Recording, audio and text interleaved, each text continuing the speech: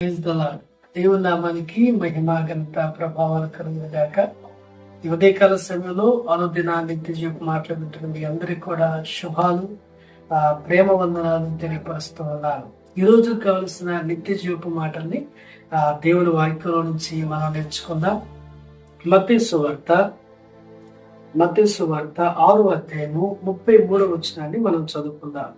కాబట్టి మీరు ఆయన రాజ్యమును నీతిని మొదట వెతుకు, అప్పుడు అవన్నీ మీకు అనుగ్రహించబడను. రేపటి గురించి చింతించబడి రేపటి దినము దాని సంగతుల గురించి చింతించు. ఏనాటి కీడు ఆనాటికి చాలు. ఈ ఉదయకాల సమయంలో క్రైస్తవులమైన మనము దేన్ని వెతకాలి అనే విషయాల్లో మనం నేర్చుకుంటూ ఉన్నాం. కాబట్టి గుర్తుపెట్టుకుందాం, నీవు నేను దేవుణ్ణి వెతికేవారిగా ఉండాలని మనం వింటూ వచ్చాం. యోహాను మరి ఆయన శిష్యులు, ఆయనతో పాటు ఉన్న పేతురు, ఆంద్రేయ, అదేవిధంగా నతానీయులు, వాళ్ళు దేవుని వెతుకుతూ వచ్చారు. దేవుడు వారికి ప్రత్యక్షమవుతూ వచ్చాడు. ఈ విశ్వాస జీవితంలో, ఈ క్రైస్తవ భక్తి జీవితంలో మనము వేటిని వెతికేవారిగా, వేటిని వెతుకువారిగా మనం ఉండాలి అంటే దేవుణ్ణి వెతుకువారిగా ఉండాలి. రెండవ విషయాన్ని మనం గమనించినట్లయితే వేటిని మనం వెతకాలి అంటే బైబిల్ సెలవిస్తూ ఉంది. మత్తయి సువార్త 6వ అధ్యాయం 33వ వచనం ఇలా రాయబడి ఉంది. మొదట ఆయన నీతిని, ఆయన రాజ్యమును మనం వెతుకువారిగా ఉండాలని. ఈ ఉదయకాల సమయంలో మనం నిజంగా దేవుని రాజ్యంలో చేర్చబడినట్లయితే, నిజముగా దేవుని నీతిని వెతికేవారమైతే ధనాపేక్షను విడిచిపెడదాం. ధనాపేక్ష సమస్త కీడులకు మూలం కదా.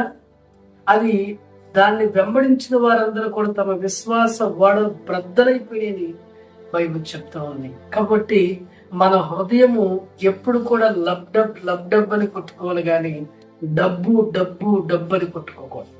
కాబట్టి ధనాన్ని వెతకవద్దండి, ఆయన రాజ్యాన్ని వెతుకుతాం. మన కన్ను, మన పనులు, లేకపోతే మన శరీరము దేన్ని ఆశించిందో దాన్ని వెతకవద్దండి, దేవుని రాజ్యాన్ని వెతుకుతాం.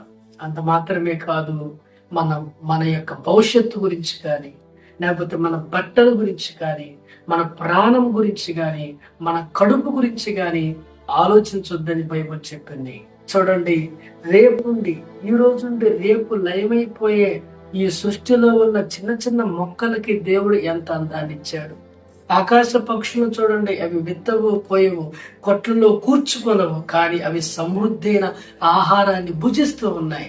కాబట్టి నీ పొట్ట గురించి, నీ బట్ట గురించి నువ్వు ఆలోచించాల్సిన పని లేదు. నువ్వు ఆలోచించవలసింది, నువ్వు వెతకవలసింది ఆయన నీతిని, ఆయన రాజ్యాన్ని. మనం వెతుకువారిగా ఉంటే తప్పనిసరిగా దైవాశీర్వాదాలని మనం